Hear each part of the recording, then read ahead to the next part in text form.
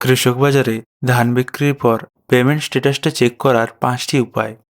প্রথমত, ধান বিক্রির পর আপনি একটা মেসেজ পেয়ে যাবেন যে আপনার এত পরিমাণ ধান বিক্রি হয়েছে এবং এত অ্যামাউন্টের টাকা আপনার ব্যাংক অ্যাকাউন্টে 3 দিনের মধ্যে চলে আসবে।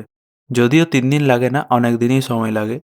দ্বিতীয়ত, আপনি ইপ্যাডি ওয়েবসাইট থেকে আপনার ফার্মার প্রোফাইলে লগ ইন করে ওখান থেকে চেক করতে পারবেন যে আপনার ধানের টাকা কত রিলিজ করা হবে।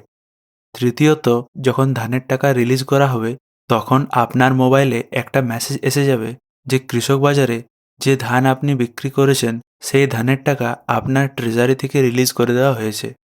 চতুর্থ পয়েন্ট হচ্ছে, আপনি আপনার ব্যাংক স্টেটমেন্টটা চেক করতে থাকুন। ওখানে আপনি দেখতে পাবেন যে আপনার ধানের টাকা ঢুকেছে কিনা। আর 5 নম্বর পয়েন্ট হচ্ছে, আপনি যখন সমস্ত কিছু ট্রাই করে কিছুই বুঝতে পারবেন না, তখন ইপ্যাডি ওয়েবসাইটের হেল্পলাইন নাম্বার অর্থাৎ খাদ্য দপ্তরের হেল্পলাইন নাম্বারে আপনি ফোন করতে পারেন এবং জিজ্ঞেস করতে পারেন যে আপনার ধানের টাকা রিলিজ করা হয়েছে কিনা।